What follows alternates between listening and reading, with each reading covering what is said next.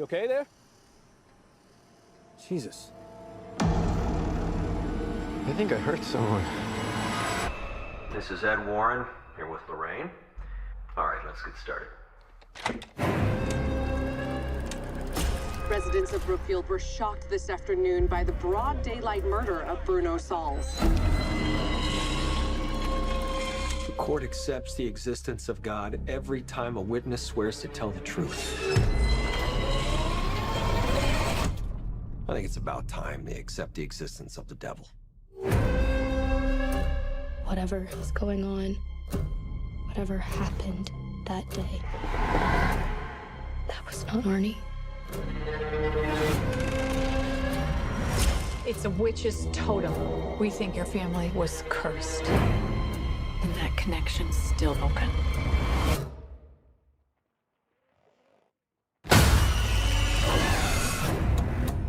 I'm only interested in reality. But I can see things that your people can't.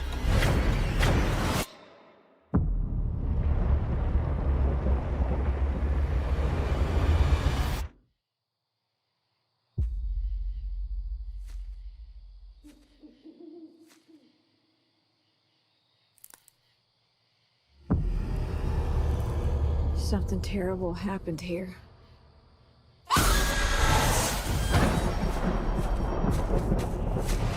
A master Satanist is not an adversary to be taken lightly.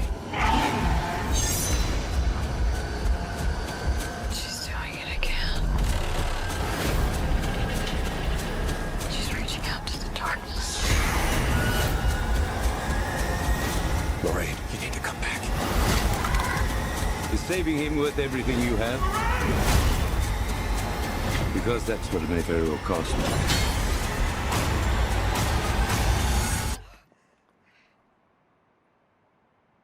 Lorraine?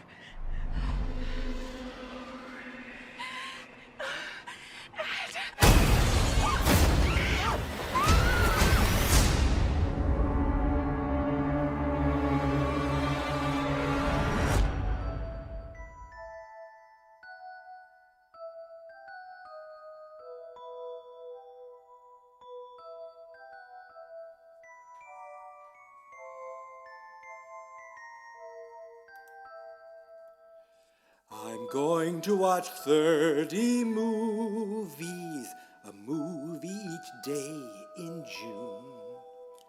It's day 3 of year 8 of movie month, and the podcast will start soon.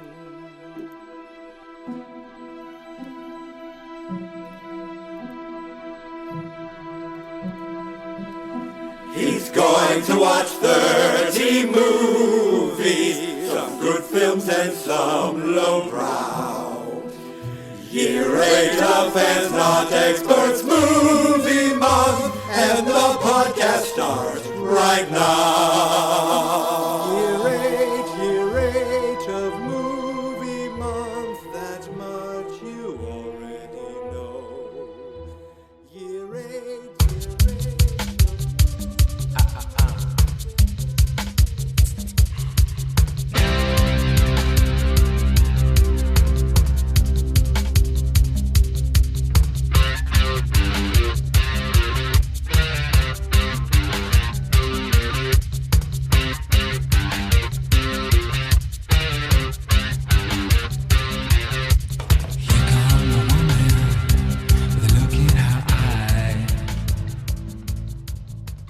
It's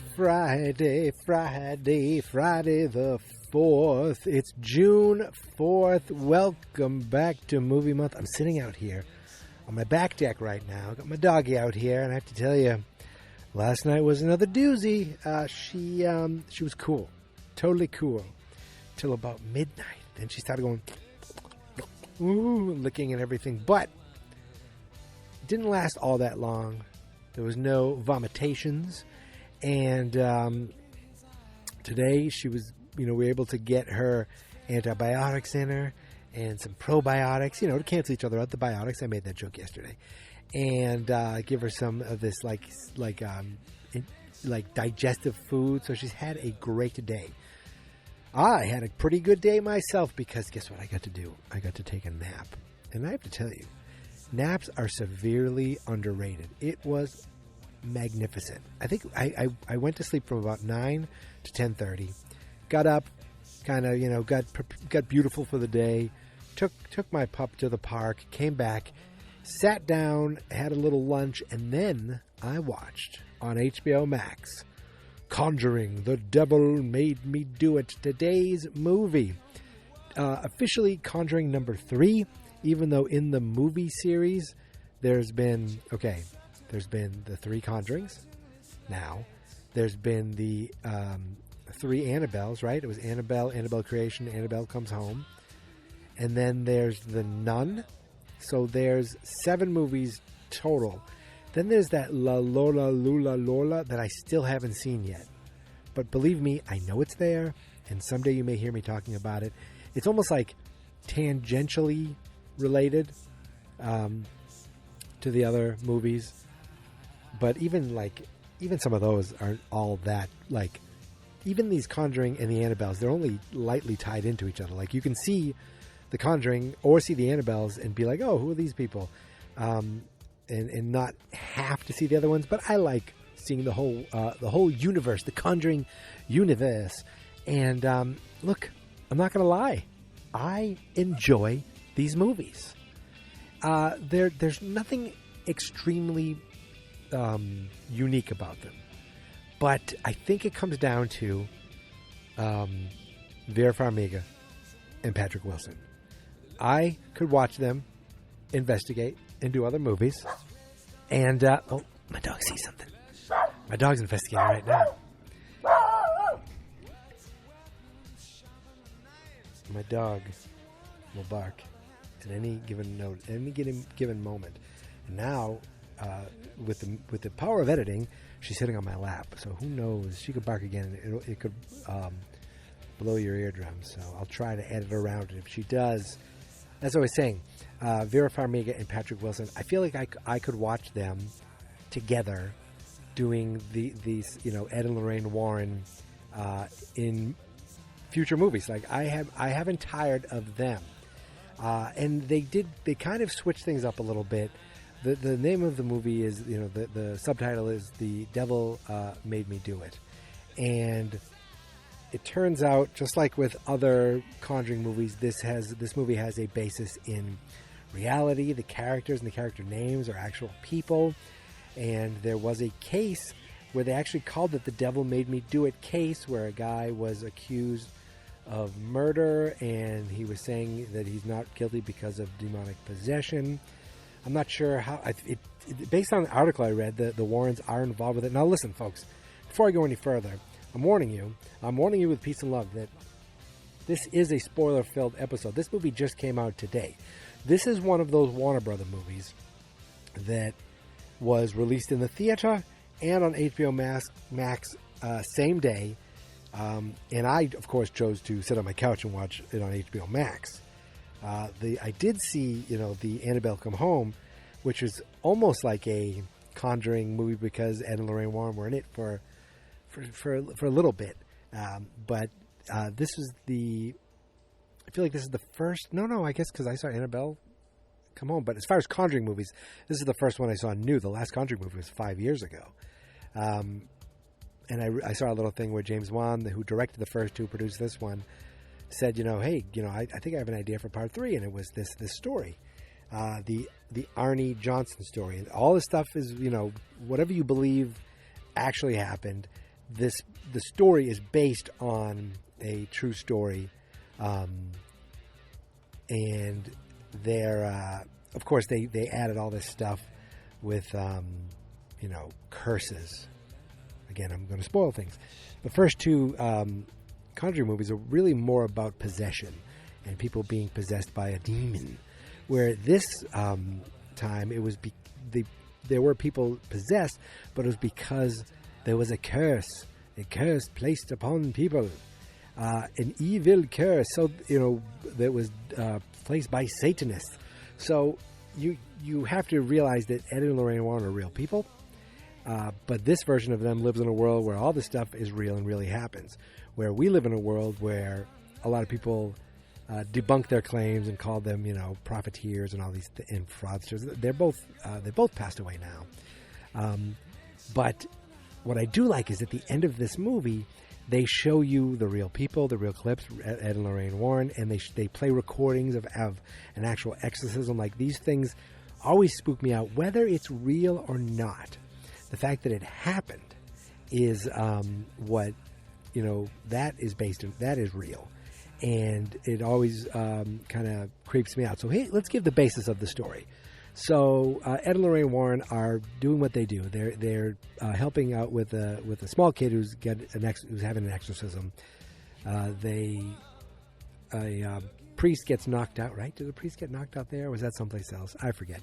That's right. They call in a priest. They give a little homage to the exorcist because the priest has the wide brim hat and he stands. We get a back shot of him looking at a building, so that's always cool. They're trying to get this little demon out of this little kid. And we get their classic Conjuring style scares. And I say Conjuring style because maybe they came from other horror style movies, or maybe they came from, even Japanese horror. I don't know if The Conjuring was even original with these scares, but they, to me, feel like what you expect in a Conjuring movie where it's really quiet. And then you see some movement and then boom, a big jump. So there's this family, and there's an older sister who's got a boyfriend, and the kid's getting an exorcism, and the kid, Arnie, this older kid, grabs the kid and says, "Get out of him and come into me." The kid gets saved, and then this older kid is like, "Oh, he looks a little screwy padooey, like there's something wrong with him." Then we see him get possessed. And he kills what he thinks is a demon, but he actually kills his landlord. He gets put in prison, and this family who just worked with the Warrens calls up the Warrens. They want to get the Warrens to help out with this case because the girl who was just there for her brother's exorcism, she's like, I saw what happened. There's no way he was not himself. And there was a fun little moment where they're meeting with his lawyer, the Warrens are, and the lawyer's like, what do you want me to say? She's like, not guilty by demonic possession. She's like, I don't believe, we have to deal with reality. And he's like, well, this is reality. These cases actually did have precedence in England. Yeah, but it wasn't successful. So I guess there was cases where this was brought up in England recently, and then this is 1981 in the movie. And the lawyer's like, I can't, try to argue a case that something I don't believe in. He's like, well, listen, why don't you come over to our house tonight for dinner? You can look around, see what we, look around at our stuff. You get to meet Annabelle. I always feel like they didn't have to say meet Annabelle. That felt like that was almost fan service. But he goes, you can, and tell us what you think.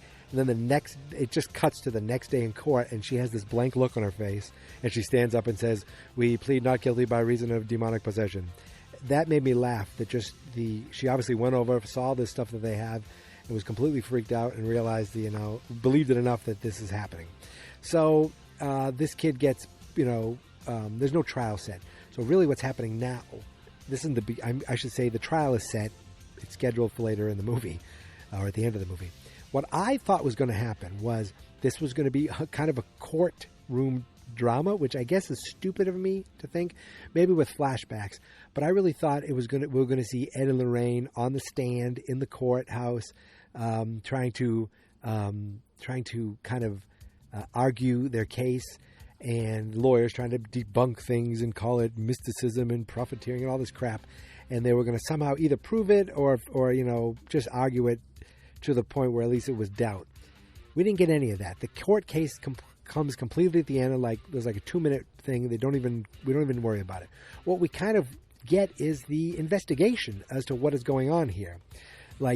Because you're going to think investigation, it's just a possession, exorcise them. But what we found out is they were able to do these tests where he can touch these religious objects, he can read from the Bible. This is all happening in prison, and nothing's happening. And they're like, he's obviously not possessed anymore. And they're like, what's going on? The devil doesn't just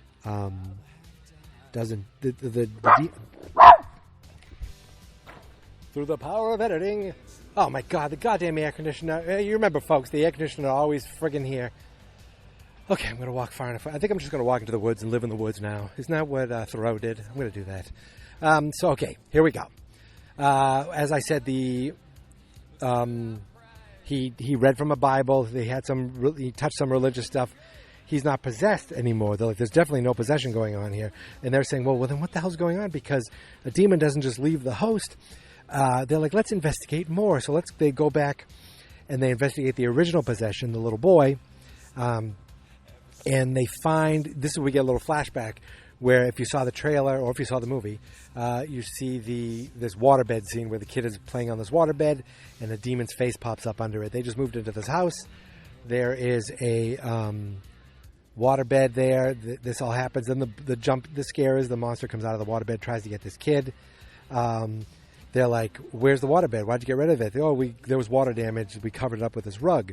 And they lift it up and they see all this like rot. And he goes, Ed's like, that's not water damage. And I'm like, it's not? It looks like water damage. So they go into the crawl space of the basement and they find this like creepy little totem set up. And now we realize there's witchcraft involved. And it seems like instead of just a demon possessing, a demon's being controlled. And there's been a curse set upon this family or this kid. And now the curse has been passed to this Arnie Johnson character who's now in jail. Now, why was this family cursed? I don't think it was ever answered. And I don't really quite understand it. But what they did was they took a picture of this thing and they're like, send this out to every police department, see if anyone else has found something. This one cop calls back, he's like, hey, we have something similar. So the Warrens go there and he's like, I thought you were going to help me with my case. And they're like, well, we'll help you if you help us. We want to have your case because they think it's connected. So then they go on a little adventure where Vera Farmiga is out in the woods trying to figure out what happened to these two missing kids. One showed up dead. Where's the other one? And she gets, she has these powers of possession and like psychic ability. So she figures it out. And long story short, she figures it out. I'm not going to give everything away. And we get like her kind of recreating these things. And then, so what had happened was this girl had a totem set with her too. So, what was I going to say? So one of the girls was possessed, killed the other girl. Then she jumped off a cliff, killed herself. So they couldn't find the second girl. And Vera Farmiga's like, hey, I can sense her. She's down there. They dredge the water for a third time. This time they find a body. They break into now the Warrens break into a funeral home so she can touch the body. Because earlier in the movie when she touched Arnie, she felt some kind of like connection. So she touches the dead body. We get a couple scares down there. She makes a connection to this woman who has an altar. And she's like, oh, you shouldn't have done this. And they're like, oh no, the connection goes two ways. And then we find that Ed Warren ends up getting possessed. There's a third totem that was hidden in their house. And now he's got the demon connected to them too. There's a lot happening there. I think what happens is, first of all, it's very silly, all the totem and the religious, like the demon and this and that. It all kind of silly, spooky but silly. But it's Patrick Wilson and Vera Farmiga, Ed and Lorraine, the characters. I don't care about the real people. The characters in this movie that make me enjoy it. I was like, wow, those two just really love each other. And I was thinking to myself, I could watch a TV show called, Conjurings, where every week they go solve a crime. I could do that. I would do that. And that's what it almost felt like when they went off to figure out the missing girls so they could get the information they need to do their kind of case. That felt like an episode, like a little breakaway episode of a TV show. So that's where I thought, wow, I think I would watch Conjurings with the Warrens. So anyway, they now figure out that this girl, even though she was miles and hours away, she went to college nearby, and all these totems were found nearby. So it's obviously someone in the area. Meanwhile, they're trying to investigate all these old writings. They go to John Noble from Fringe. He's an old priest who dealt with Satanists. And we find out later that, I mean, spoiler alert. I'm going to go through the whole freaking movie. Spoiler alert. There is a woman who was doing these demonic these curses because she became obsessed with him because her dad is John Noble. He keeps all these things around him hidden for safety. She became obsessed with him, and she did these curses. She ends up killing him later. She tries to kill Lorraine, Ed and Lorraine. She tries to kill Lorraine. Ed saves him. Ed's also got some heart issues. But then, he forgets his pill. I thought, oh no, they're not going to kill Ed Warren, are they? He dies, I think they said 2008. Was that when it was? So I was like, they're not going to kill him off. And she opened a lock and she had one of his nitrous, whatever it is, nitroglycerin pills. I was like, oh, they love each other so much. I know that's not really, that kind of is the point of these movies. It's like, whatever these people, these real Warrens are, the point of these movies are like this couple who love each other are solving these paranormal, paranormal crimes, paranormal situations. So, it just so happens that these are based on actual people who claim to have done these things, but other people are calling BS. I read an article where there was the older brother of the real life kid at the beginning of this movie, and he's like, it was all BS. He wasn't really possessed, and my family exploited it. Blah blah blah. But the whole thing with the Arnie, it was real. So while this is going on, at the same time, the guy Arnie's in prison. He's getting possessed again, and he's trying to kill himself because the curse is you take a life, then you kill yourself, and then the curse is, I don't know, fulfilled. I don't quite understand. So he's trying to kill himself. Now, while he's doing this, he starts floating in the air. I think at this point, the guards in the prison who saw it should have been like, look, man, he was floating in the air. He's definitely possessed by demons. So it obviously, something about it seemed to work because he ended up only getting charged with manslaughter and only served 5 years in prison. They said he got out. And at the end of this movie, it says he got out and he married the girl and they're still married today. Now, in the article I read, one of the guys, this article just came out yesterday. I think it was in the Hartford Courant. I think it was. I found it online. But one of the guys, the brother of the original kid said that his sister recently died. I think I read that right. But that was a mention in the movie. And again, I don't know when this movie was originally supposed to come out. If it was held back, I'm not sure. But then I do like at the end, they show photos of the real people against the actors. They played the recording of the exorcism. It was like, I know there's a valid, great, the fact that this is all probably bullshit, and these are people, either this kid has emotional issues, whatever. But you listen to that, and there's still something about it that is chilling, that just kind of freaks me out a little bit. Yeah, so I saw in these little featurettes, they kind of took you out of the haunted house, took you out of the regular exorcism, and brought you, made you kind of go on an investigation with them. So it was almost like, I think one of them said, like a detective story with the Warrens. It kind of was.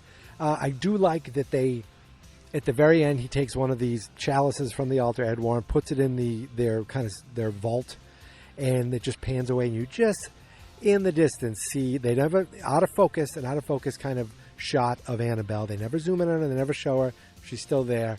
I just, I got a kick out of that. And I have a feeling when that's not over either. I don't know how Annabelle Comes Home did, but I'm sure, because I saw that was 2 years ago, right? I'm sure that the Conjuring movies aren't over yet. I'm sure that there's there's already plans for another one. It just, I don't know how this one will do, because it's in the theater. I know COVID is starting to, finally really be gone, or at least contained. So I don't know how many people are going to the theaters, and I don't know how you can quantify how good something did on HBO Max. Hopefully whatever it is, it's enough that we keep getting these movies made. Yeah, I know. Oh, let's just have original movies, yada, yada, yada. That's fine. Do those too, But to be honest, those don't make money. Original movies don't always make money unless there's something spectacular. You know, people, the business of movies is to get you to go see movies. So there's art, of course, and those art, and that you know, the art will still happen, but there's still room for all these popcorn, you know, goofy movies.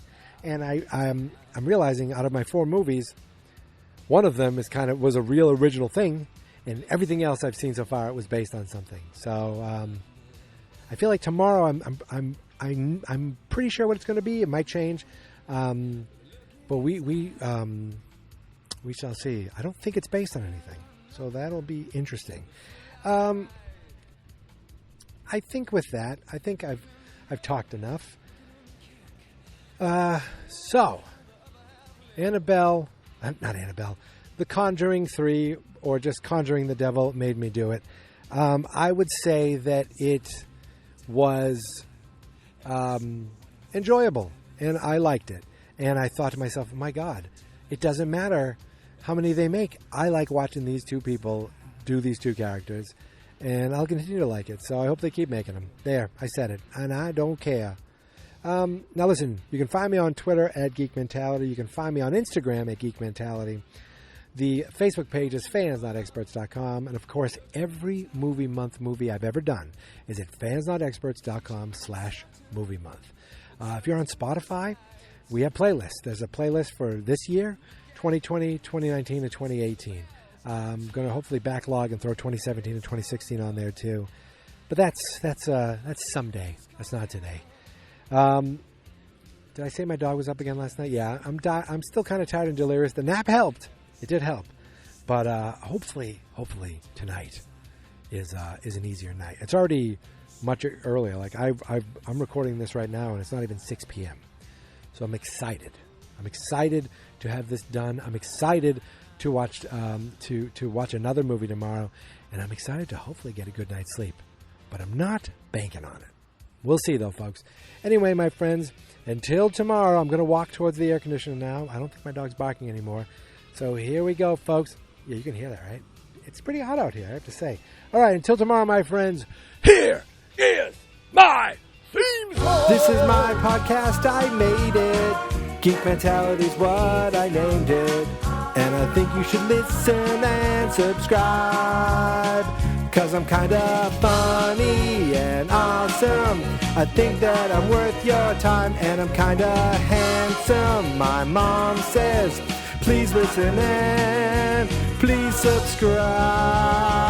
At least listen to this episode. Fans Not Experts.